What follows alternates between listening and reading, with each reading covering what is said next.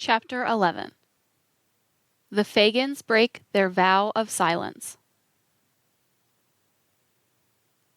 Nervousness, curiosity, and excitement all plagued me as I awaited the arrival of the Tennessean staff.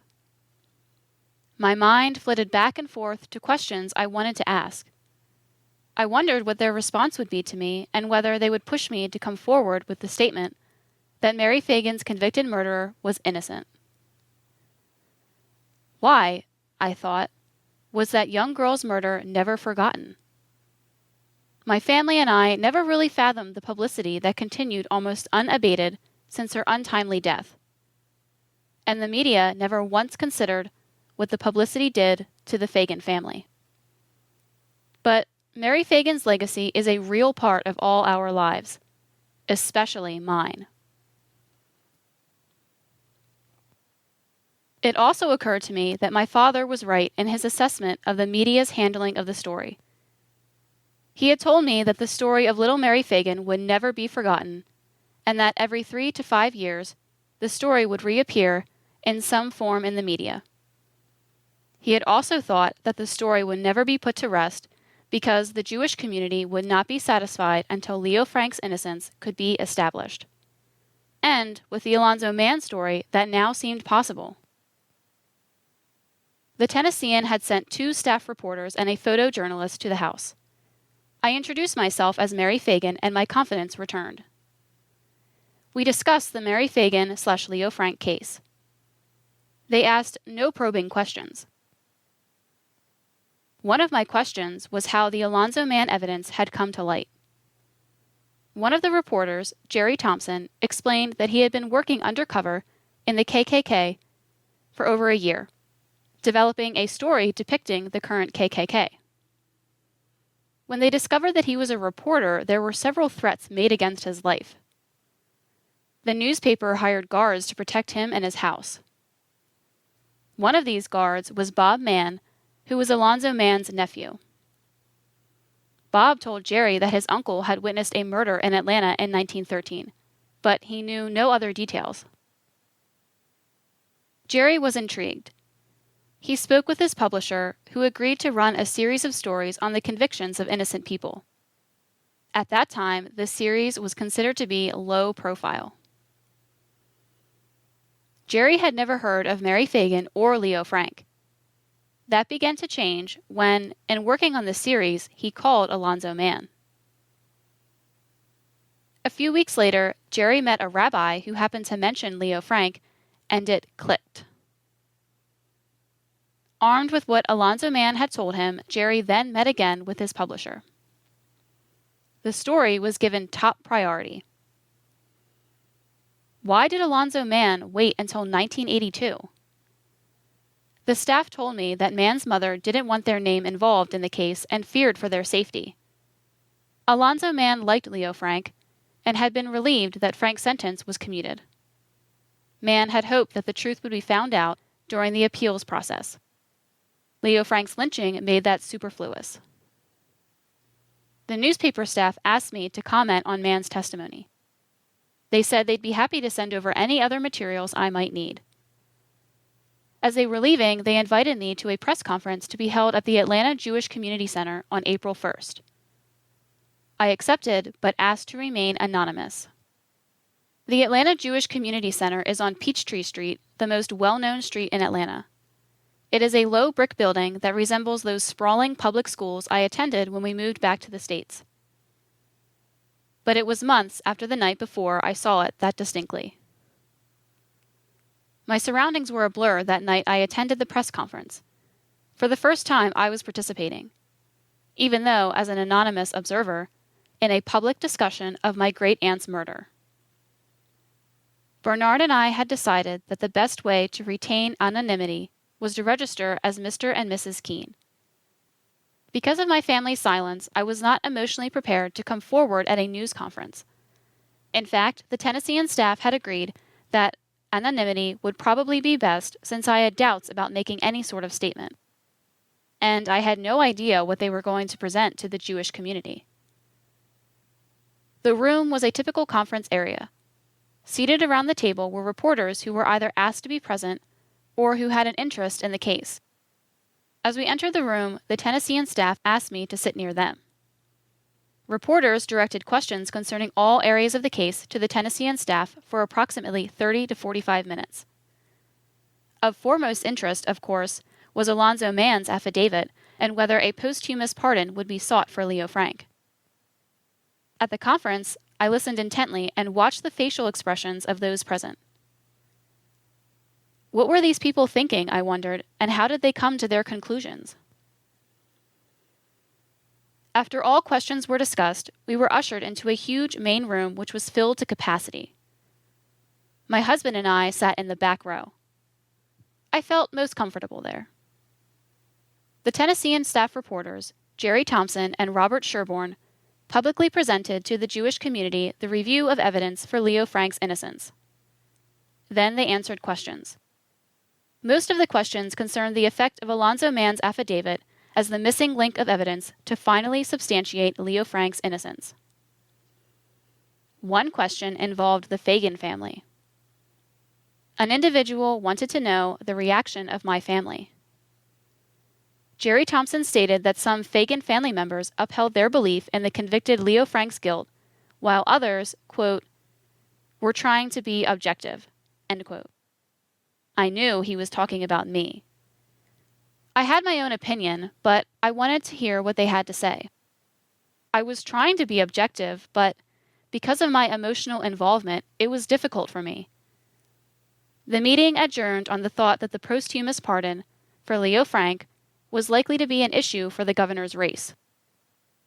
By the time we got to the car, tears were running down my face, and I didn't know quite why.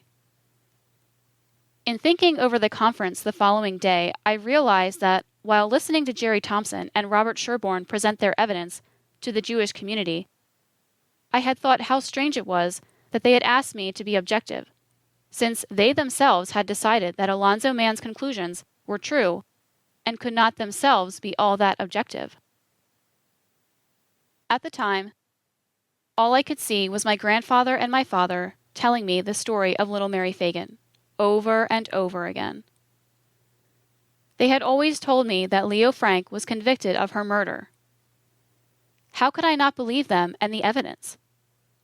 They had never withheld the truth from me. Truth was valuable to them and to me. How could I reconcile the two views? On April 4th, just 3 days after the news conference, my youngest brother, Michael, died. I was the oldest, and he the youngest. We were very close. He looked up to me, and I depended on him more than he ever knew. Michael had a lot of difficult times in his life, but he always knew that the family supported him. We didn't always agree with what he did, but we never stopped loving him. His death devastated me. I couldn't believe he wouldn't be around anymore. I couldn't believe we'd never talk again. Michael was buried next to our grandfather. I placed flowers on each grave. For the first time, I began to understand the depth of my grandfather's grief over his sister's death, and why he couldn't talk about it. I wished that I could tell him so. Placing the red rose on his grave was my gesture to him that I finally understood. Some griefs can never be overcome. Like my father, I learned there are two things in life you can't share: grief and pain. On April 6th, the following article appeared in the East Cobb Neighbor, a neighborhood newspaper near Marietta. Quote, Jewish leaders seek exoneration for Frank. Leaders of the Atlanta Jewish community say they are seeking ways to obtain a posthumous exoneration of Leo Frank, the turn-of-the-century Atlanta businessman convicted of and lynched for the murder of a Marietta girl, a murder a witness in the case now says Frank did not commit. And one of 3 Nashville, Tennessee newspaper reporters who broke the apparent new development in the 69-year-old case says he is ready to help clear Frank's name, quote, not only historically, but legally, end quote. The statements came last week before 2 of the reporters, Jerry Thompson and Robert Sherborne of the Tennessean told an audience at the Atlanta Jewish Community Center about their discovery of a possible turnaround in the Frank case. In a package of copyright stories published last month, the Tennessean revealed that 82-year-old Alonzo Mann of Bristol, Virginia, says an employee of Frank actually killed 14-year-old Mary Phagan. The April 1913 murder of the girl at the National Pencil Company in Atlanta, where she, Mann, Frank, and Jim Conley, the man Mann says was the killer, worked, began one of the most sensational legal episodes of the century. Frank, a Jew, was convicted on what even then was considered fuzzy evidence at a time of intense anti-Jewish feeling in the city. His death sentence was later commuted by Georgia's governor, but a mob pulled Frank from prison in 1914 and hanged him from a tree on Roswell Street in Marietta, just east of what is now Cobb Parkway. Gerald Cohen, vice president of the Atlanta Jewish Federation, said last week the new twist in the Frank case, quote, has really set the Atlanta community back on its heels, end quote. Sherry Frank, no relation to Leo Frank, area director of the American Jewish Committee, said Jewish leaders would like to make a possible exoneration of Frank an issue in the gubernatorial race this year, end quote. That time, after Michael's death, was the most difficult period of my life so far. Nothing mattered. For the first time, I could not get excited over, nor even care about, the burgeoning resurgence of interest in Mary Phagan's death. Then I received a letter from Sandra Roberts. Quote, Dear Mary and Bernard, I am sending you the latest story that we have had on the Frank case. I am also enclosing copies of the letters on which the story was based. The original letters are in the Goldfarb Library of Brandeis University in Waltham, Massachusetts. Siegenthaler, end quote, president, editor, and publisher, quote, told me this morning that the reaction to the Frank story continues to pour in from all over the world. Reporters and television people are trying their best to get Lonnie, Alonzo, Mann to tell his story again, but he seems more comfortable just dealing with Bob and Jerry. I believe that he is at peace with himself at last. I must admit, Mary, that when I first received your letter, I was purely curious about your reaction to the section. However, since our visit, I've tried to put myself in your place. I've wondered what I would do if I were Mary Phagan. From the beginning, this story has been fascinating, but it was merely another story to me. It is easy for me to remain objective as a researcher since I have no personal involvement with the people, the races, the religions, or even the state concerned. It was simple for me to sit silently in the Jewish Community Center in Atlanta and view the product of two conflicting cultures. On one hand, I witnessed a mass of people totally convinced that one of their brothers was brutally and unjustly lynched. Moreover, they have remained angry for 70 years because they believe he was lynched because he was Jewish. On the other hand, I saw one small woman who bears not only the name but also the face and figure of an aunt that she will never know. I felt your total devotion to a family and a legacy that will always bear the burden of the senseless slaughter of a beautiful young girl.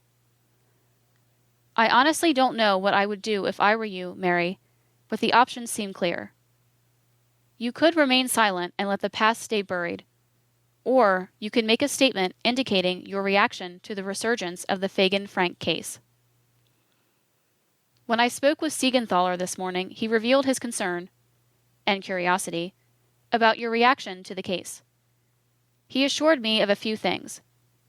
If you should decide to make a public statement concerning the case, there will be immediate worldwide response to it. The Tennessean would print any statement that you or your father would make. You could indicate your belief of Frank's guilt or innocence, or you could simply react to the new evidence of Alonzo Mann's testimony.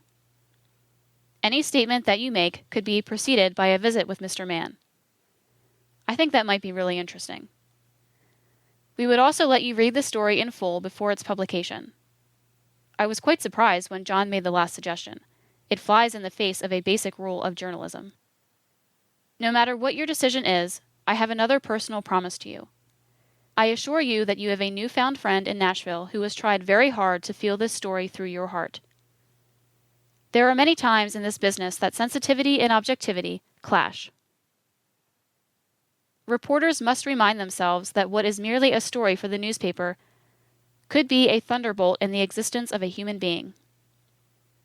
Maybe that is why I prefer the research end of journalism.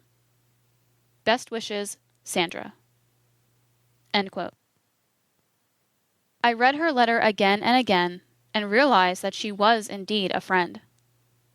Her letter stayed with me. Sandra felt compassion for me, and I knew she would not ask anything from me that made me uncomfortable or somehow uneasy. It made me feel good that she respected me as an individual. She knew that I was struggling inside. Sandra's letter also made me see something else in myself. I was fighting my legacy at the Atlanta Jewish Community Center.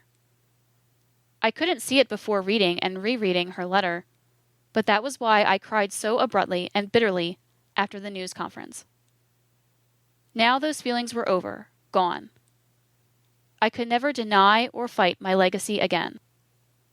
I would now be able to stand up and acknowledge that I am Mary Phagan. My family's strength during my brother's death also proved to me that I could never forget who I was or where I came from. I was proud of my heritage. On April 18th, I wrote Sandra to tell her of my brother's death. I also reiterated that I would not make a public statement concerning Alonzo Mann's affidavit at that time. I still felt the past should stay buried. Sandra responded on April 22nd with yet another warm and sympathetic letter. Quote, Dear Mary and Bernard, here is the long-promised tape of the WRFG program. The producer, Chris Kuhn, did most of the research. The narrator, Sherry Condor, is a librarian at Georgia State Library and Archives. She did her master's thesis on Governor Slayton, and she knows a lot about the case. You'd really enjoy her if you get to meet her. Mary, I'm really sorry about Michael. I don't know the circumstances, if it was accidental or an illness, but I'm sure you were a great comfort to your parents. Don't worry about the statement. I'll be honest with you. Your statement would make a great story for this newspaper. Bob and Jerry and Siegenthaler would really like to have it. But, as I have reminded them, what is one great story for us could alter your life considerably. I'm sure that the chances are good that other news people might track you down, if they haven't already. So all I'm asking is, if and when you decide to say something, please let the Tennessean have a little warning. I hope your healing is swift and as painless as possible. Let me know when you need anything that I can help you with. Best wishes, Sandra. End quote. While reading through the newspaper articles I'd collected, I came across the name Mike Wing, a member of the Georgia State Board of Pardons and Paroles. Another big first step. Why not call him, introduce myself, and let him know about my family? When I told him that my name was Mary Phagan, and of my relationship to little Mary Phagan, he reacted with utter shock. Mike Wing, like countless others, never knew that there were surviving Phagan family members. I wanted the board to know, I told him, that there were indeed surviving close family members of Mary Phagan and that the family was anxious to be notified of any information brought before the media. I asked to be informed if an application for a posthumous pardon for Leo Frank was received. At the very least, this would ensure that if the story broke, I'd know ahead of time. He was responsive. During the conversation, he was curious about the fact that the Phagan family had never publicly acknowledged themselves. I explained that the murder had been a deeply traumatic event whose reverberations we still felt, and that we had never seen the need to say anything. It had been, we hoped, best to keep a vow of silence among ourselves. He said he felt certain an application would be filed. He took my address and phone number and those of my father. After that, I wasn't scared anymore. I was glad that I had called Mike Wing and felt confident that if he did indeed receive a posthumous pardon application for Frank, he would inform me. But my brother's death continued to cloud my life. I began to ask myself some difficult questions, including why he died and what the true value and purpose of my life was. I and other close family members learned once again the importance and significance of family, and how vital it was that we continue being loving and caring to one another always. Then, in August, a happy event.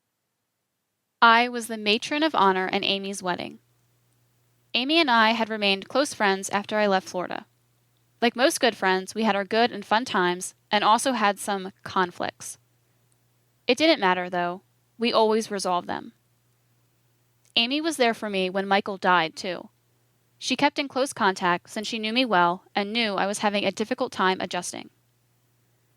The wedding was a beautiful Jewish ceremony, and I learned many new things. Her family became my family, and I became a part of her family. The love and happiness we all shared was a healing force for me.